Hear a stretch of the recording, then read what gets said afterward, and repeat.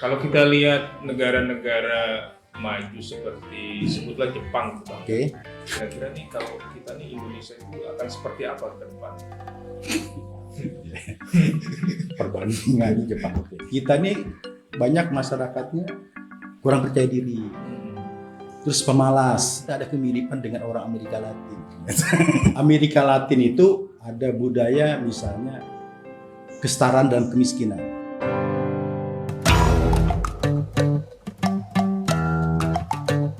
Ya, terima kasih sudah nungguin di Tokoh Bicara dalam Suara 3, Suaranya Anak Bangsa. Tokoh kita pada hari ini seorang mentor, kemudian dalam pengalaman hidupnya juga, ya kalau saya sih menyebutnya sebagai pemikir bahkan praktisi media yang sudah lama malang melintang.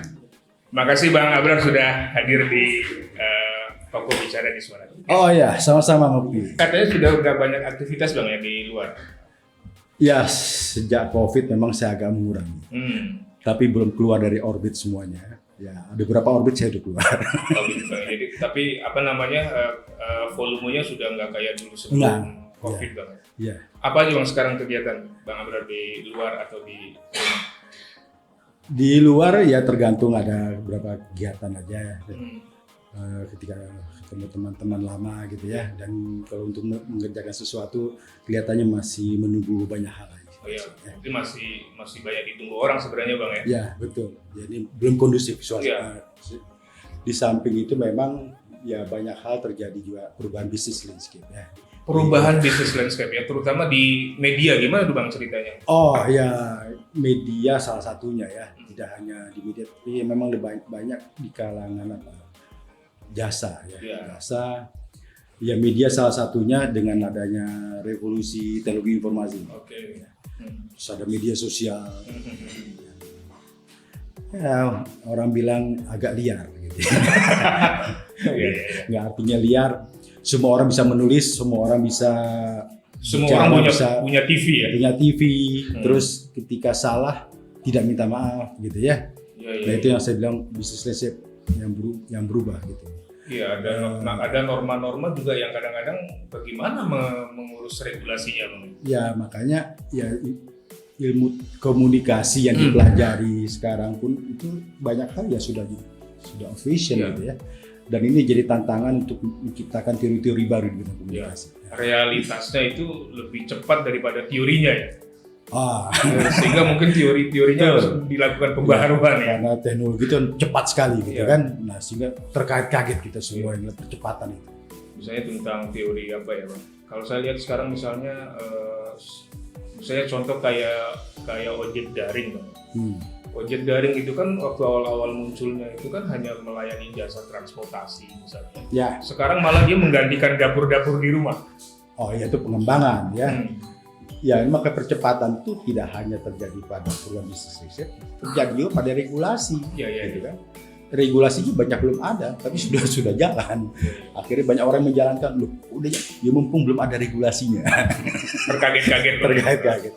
Dan pemerintah pun ketika belum ada regulasinya, karena suatu yang baru tiba-tiba sudah muncul di masyarakat, gitu ya. Nah itu banyak sekali indikasi-indikasi itu yang terjadi di masyarakat. Ya tidak hanya di media, itu tadi Gojek gitu ya. Ya taksi. Lingkungan dia dengan adanya Grab, adanya Gojek itu juga terjadi perusahaan travel gitu ya. Terkait kaget juga mereka jadi perubahan bisnis seperti itu. Nah ini juga akan terjadi di industri perbankan, adanya fintech. Sekarang banyak lembaga non perbankan, dia bisa ngelola uang sendiri kok. Banyak loh sekali lembaga-lembaga itu punya e-money, tidak mesti lembaga keuangan, gitu kan. Nah itu apa? Peraturannya kadang-kadang belum ada itu. Sebenarnya ini yang ini Bang ya, yang paling fundamental tuh yang sedang berubah ini apa Bang? Ya, dengan adanya teknologi informasi yang begitu cepat ya di wilayah yang. Setahu saya ya ada 3 hal yang mengubah perilaku masyarakat. Pertama itu pembangunan. Ketika pembangunan itu pasti perilaku masyarakat di sekitar itu berubah. Yang kedua media. Nah media itu ya bisa mengubah perilaku masyarakat. Yang ketiga teknologi. Nah dengan ada teknologi apapun bisa mengubah perilaku masyarakat. Nah sekarang media dan teknologi itu menyatu. Ya. Ya, dengan handphone itu menyatu antara teknologi, media dan macam-macam bisa menyatu. Bagaimana masyarakat tidak berubah perilaku? Nah itu salah satunya, memang teknologi dan media aja dia bisa mengubah perilaku yang biasa, ditambah pembangunan. Dan ini tidak hanya terjadi di masyarakat kota, tapi masyarakat pedesaan. Sementara tidak ada pihak yang melakukan pendidikan budaya teknologi pada masyarakat. Makanya budaya membuli lah, macam-macam. Itu salah satunya kita tidak siap dengan adanya. Karena gini juga Bang, bagi masyarakat yang terkategori sebagai taruhlah kelompok kolonial gitu Bang ya. Kelompok kolonial versus saya termasuk yang iya. Kalau saya mungkin antara dua-dua itu Bang. Ya kolonialnya dapat setengah-setengah lah. Iya. Jadi misalnya ada pertarungan antara cara pandang lama gitu ya dengan cara pandang baru. Orang lama menganggap perempuan tidak bisa masak itu menjadi sesuatu yang kurang baik, ya kan? Tapi bagi zaman sekarang, tapi buat zaman sekarang itu justru sebaliknya cara pandangnya itu gimana? Iya, masih banyak orang tua. Ya saya juga pernah ditanya sih, punya anak perempuan nggak punya, gadis ya, bisa masak nggak bisa jahit nggak bisa juga. Tuh kan emang anak sekarang nggak bisa pada, lo emang salahnya di mana saya? Ya dulu perempuan harus bisa masak, bisa jahit karena memang mungkin mau makan susah jauh gitu kan, mau beli baju pun jauh. Sekarang semuanya udah dekat dan banyak sekali memberikan jasa itu. Buat apa? Nah, ketika mereka punya passion di bidang lain, punya kemampuan di bidang lain, udah itu dikembangkan sama dia gitu kan. Ya bahkan kalau kita lihat para chef aja laki-laki kok. Desainer itu pun laki-laki, yang dibilang itu pekerjaan perempuan tidak juga. Jadi ada pemaknaan yang berbeda karena realitasnya juga merubah orang untuk punya cara pandang berbeda Bang. Jadi mungkin bagi orang lama perempuan tidak bisa masak itu sesuatu yang menurut normal lama itu kurang baik. Ya, itulah salah satu perubahan perilaku masyarakat. Ya kalau di daerah rural, di daerah pedesaan dulu masyarakatnya masyarakat petani, kemudian ketika ada pabrik, mereka tinggalkan petani, mereka tinggalkan nelayan, mereka bekerja di buruh pabrik. Itu kan, nah itu pembangunan tadi itu mengubah perilaku masyarakat. Nah kalau orang di Jakarta ini kan sudah Jabodetabek ini udah bukan masyarakat industri lagi, bukan itu. Pabrik tadi itu pra-industri, terus industri, terus Jakarta ini udah pasca industri, modernitas, megapolitan dibilang gitu kan. Perilakunya udah berubah lagi, nggak bisa disamakan dengan masyarakat industri atau pra-industri. Jadi saya kadang-kadang berpikir itu ada gedung-gedung tinggi sekolah-sekolah dengan gedung tinggi, kampus-kampus gedung tinggi, kantor-kantor, sementara milenial kerjanya di cafe shop, di coffee shop. Ya itu sekarang oke gitu ya. Tapi nanti bisa bergeser lagi gitu maksud saya. Karena ya tadi saya belum selesai. Ketika orang dulu kalau di daerah petani tadi masuk pabrik gitu kan, wah bangga banget. Di Jakarta kan orang nggak mau kerja di pabrik, kan? Mereka menjadi profesional, mereka di gedung berdasi gitu. Nah, terus nongkrongnya baru di kafe. Nanti istrinya makannya Indomie, tapi yang penting wifi-nya kenceng banget dan itu bisa lama-lama. Suami istri pun nongkrongnya di kafe dan istrinya tahu suami nongkrong di kafe A dan dia tidak mau di kafe A, kafe C atau D gitu kan. Nah, dia tahu suami juga begitu, dia tahu istrinya di mana, nanti pulang malam. Nah itu perilaku masyarakat perkotaan udah begitu memang. Nah itu karena pembangunan salah satunya, karena media dan karena teknologi. Kalau kita lihat negara-negara maju seperti sebutlah Jepang, Bang. Itu kan teknologi bisa maju, tapi dia tetap punya nilai-nilai kebudayaan lokalnya yang terus dipertahankan. Kira-kira nih kalau kita nih Indonesia itu akan seperti apa ke depan? Perbandingan Jepang, Korea, China itu negara Asia Timur memang yang mereka ini ada kebanggaan etnis yang luar biasa dan budaya bekerja keras, budaya saling percaya, saling tolong menolongnya itu tinggi, makanya dan budaya tumbuh bersama, maju bersama juga. Nah itu yang tidak ada di negara kita.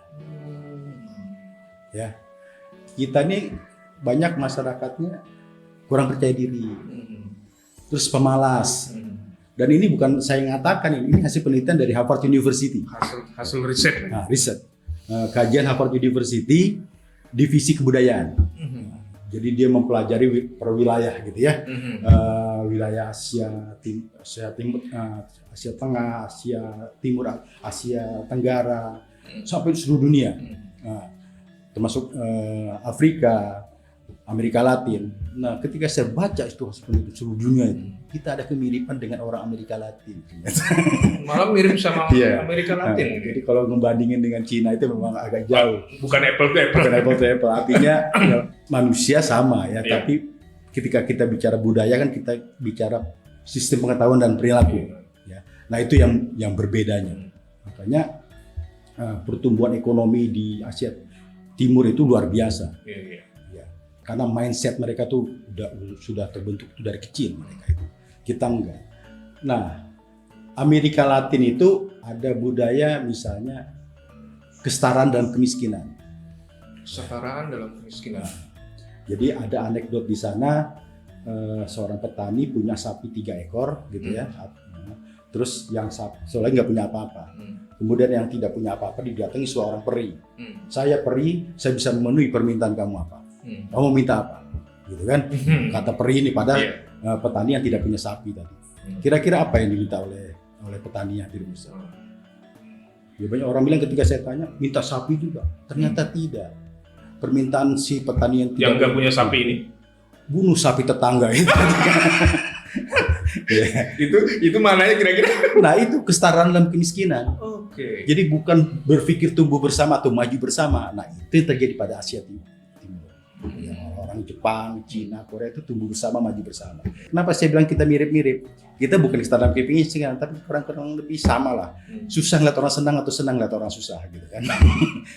Ketika orang maju, bukan wah alah gue tahu bapaknya siapa, pantesan dia orang kaya ada gitu jadi gitu kan. Selalu gitu ya, selalu gitu alasannya. Alibinya selalu bukan mencari jadi inspirasi. Oke kita maju bersama, tumbuh bersama, tidak. Punya problem kebudayaan. Ya mungkin nanti ketika ada pilpres ini perlu ditanya untuk capres nanti. Capres apa kekuatan Indonesia yang membanggakan kira-kira gitu kan? Dan bagaimana mengatasi permasalahan masyarakat seperti. Karena kalau lo nggak ngerti kondisi masyarakat, itu gimana mau membangun? Ya. Dan itu termasuk harusnya sih menjadi salah satu pertanyaan yang fundamental Bang ya. Betul. Sebagai calon leader ya. Dan menarik ketika saya tanya misalnya dengan beberapa kepala daerah, apa kekuatan daerahnya itu yang membanggakan? Nggak ada Pak. Loh kenapa? Isinya koruptor aja Pak. Nah loh, berapa daerah ketika saya tanya jawabannya seperti itu kan? Iya. Mengerikan Pak. Saya waktu kecil sih, waktu SD, SMP itu suka ditanya apa kekuatan Indonesia, gitu kan? Dan jawabannya selalu sumber daya alam. Ya. Mungkin pertanyaan tidak salah. Mungkin sekarang perlu pertanyaannya ditambah, bukan hanya itu. Bukan apa kekuatan Indonesia, tapi apa kekuatan Indonesia yang membanggakan. Nggak hanya cukup kekuatan, tapi kekuatan yang membanggakan. Ketika apa kekuatan Indonesia, kenapa jawabannya sumber daya alam? Kesannya itu given. Sumber daya alamnya kan given, bukan karya kan? Ya, tapi ketika apa kekuatan Indonesia yang membanggakan? Karya. Ya, harusnya orientasinya ke karya Bang. Kita juga bangsa ini tidak menghargai karya, tidak menghargai intelektualitas, tidak menghargai value. Itu yang bikin kita susah maju. Ini berat ya. Diskusinya berat banget. Iya, tapi itu mungkin penting juga Bang ya. Jika misalnya Indonesia akan menuju Indonesia Emas tahun 2045 gitu ya. Nah, sekarang untuk sampai ke situ tuh kan menjadi penting tadi Bang pertanyaannya ya. Sebenarnya karya kita apa sih yang membanggakan? Sehingga ada logiknya kalau kita mau mengarah ke Indonesia Emas 2045 gitu. Kenapa orang melihat Indonesia bisa menjadi kekuatan besar di masa depan? Karena banyak manusia di usia produktif. Ya. Kalau negara-negara Eropa, kenapa ketika Roma, ya Italia, Spanyol, mereka Yunani termasuk, dia terancam bangkrut? Karena udah nggak ada isu usia muda. Orang nggak mau kawin, nggak mau punya anak. Sehingga isinya orang-orang tua ya yang tidak produktif. Jadi kalau kita datang ke sana itu banyak sekali kita lihat mereka berkeliaran bawa anjing jalan-jalan. Ya. Kehilangan usia muda. Iya, iya. Nah, cuma buat apa dan banyak usia muda tapi tidak produktif? Iya. Jadi sebenarnya kata kuncinya produktif kan? Produktif di usia produktif harus produktif, gitu loh. Makanya kalau di negara maju, misalnya apa namanya kalau bersih-bersih itu apa namanya Cleaning service. cleaning service, itu banyak orang-orang yang sudah berumur yang tidak produktif, mereka mengerjakan itu, gitu kan. Tapi kalau usia produktif nggak ada, mereka harus produktif. Nah itulah dia akan berduit dan mereka akan berkarya, ciptakan banyak. Nah itu baru bicara Indonesia maju, itu baru kita bicara tentang masa depan yang cemerlang, gemilang gitu kan. Tapi balik ke ini Bang, balik ke landscape bisnis yang berubah. Oke. Ya kan? Ini kan misalnya ada pengusaha-pengusaha startup gitu. Ya. Sebenarnya kondisinya gimana sih Bang? Apa namanya potensi startup Indonesia? Startup itu setiap hari ratusan bahkan ribuan tuh ada startup baru. Tapi setiap hari juga ada ribuan yang mati. Ya, nggak semuanya hidup, nggak semuanya berhasil. Tapi itu fenomena baru memang munculnya startup ini menarik. Yaitu karena ada revolusi di transformasi informasi tadi ya. Informasi. Sehingga fakultas teknik informasi pun digemari. Ya. Persaingannya tinggi dan yang paling tinggi pun di jurusan itu setahu saya ya itu jurusan aplikasi gitu kan, menghasilkan startup gitu. Jurusan aplikasi yang kadang-kadang orang nggak perlu kuliah tuh. Ya, dia mendalami sendiri bisa ya begitu. Kan? Banyak startup yang bahkan bukan lulusan bukan informasi betul. Keluar dari jurusan yang ada hubungannya dengan tapi itu. Disitulah karena sekarang pasarnya gitu kan. Ya artinya kan kayak orang berbisnis itu kan dia berbisnis jualan yang laku kan. Ya. Begitu juga ketika kuliah kenapa milih fakultas itu kan? Ini penyerapan tenaga kerja yang banyak dengan munculnya e-commerce di Indonesia. Nah, disitulah menyerap tenaga kerja yang banyak. Tapi kadang-kadang ya saya lihat industrinya tumbuh, ya apa pasarnya tidak tumbuh, gitu kan? Itu yang bikin banyak aplikasi yang tidak bertahan juga. Gitu. Kalau saya amati di sosial media itu kan, misalnya gini Bang ya, ada tiba-tiba orang nggak dikenal, ya kan? Tiba-tiba dia menjadi sangat terkenal dan bahkan menjadi orang kaya baru kan? Iya, selebgram. Iya, jadi selebgram baru yang dia nggak perlu sekolahan tinggi-tinggi tuh, tiba-tiba dia menjadi sesuatu aja. Ya, jadi YouTuber jadi gitu YouTuber, ya. Gitu. Ya itu juga bagian dari perubahan bisnis landscape ya, perubahan dari karena revolusi teknologi informasi itu juga. Mungkin ya, kalau orang-orang yang berbasis knowledge, mungkin mereka nggak berpikir itu. Ya, mungkin nggak berpikir. Orang-orang yang berpikir gitu, orang-orang yang tidak punya kemampuan kalian khusus berbasis knowledge, ya. Sehingga udah ini yang gampang nyari duit, gampang itu udah tinggal. Makanya memang dengan adanya revolusi teknologi ini orang goyang-goyang begitu dapat duit kok gitu. Gitu kan. Ya karena ya tujuan akhirnya ke sana gitu kan. Kan kalau dalam bisnis tuh ya sukai, kuasai dan menghasilkan uang gitu kan. Nah dia bisa joget, dia bisa nari, dia bisa nyanyi, dia bisa apa, udah dimanfaatkan kekuatan ini supaya bisa menghasilkan uang. Dia suka dan dia kuasai, terus menghasilkan uang. Prinsipnya dia begitu. Nah terus ini Bang, ini semacam inilah Bang ya, semacam berbagi cerita atau petuah-petuah dari senior nih ya. Senior tuh seneng bina orang. jadi ini nasihat seorang kolonialis kepada kaum milenialis kan gitu. Milenial ini mereka yang mengubah. Iya. Dan kalau dalam bisnis pun mereka yang membunuh bisnis generasi kolonial. Kan? Generasi milenial membunuh bisnis generasi kolonial. Tapi ada nggak sih Bang misalnya filosofi bisnis yang nilainya itu nggak termakan zaman misalnya? Satu, trust. Jadi trust itu nggak mungkin berubah kan? No trust, no business. Itu sampai kapanpun. Apalagi sekarang dengan ada teknologi, orang nggak bisa nipu-nipu. Ya, pebisnis di generasi milenial ini generasi high trust society. Nah, itu faktor trust itu universal dan ya kunci gitu dalam berbisnis. Orang beli barang, penjualnya nggak kelihatan secara fisik, orang percaya. Nah, cuma kelemahannya itu dikala menurut saya mental mereka. karena sebagian besar mereka ini yang pebisnis di kalangan milenial ini bukan tumbuh dari bawah, tumbuh dari tengah atau tumbuh dari atas gitu. Itu kira-kira problemnya apa Bang ya kalau pebisnis yang tidak tumbuh dari bawah? Ya kalau tumbuh dari bawah tuh mengakar. Jadi ketika ada goyangan tuh kuat dia gitu kan. Tapi kalau tumbuh dari tengah atau dari atas, ada krisis atau ganda dia tinggal sama dia. Ketika penjualan turun, udah tinggal aja. Pindah ke bisnis lain. Bisnis lain atau dia nggak coba untuk bertahan ya. Mengatasi masalah-masalah yang dihadapi. Terima kasih loh Bang udah hadir di. Terima kasih juga ngundang saya.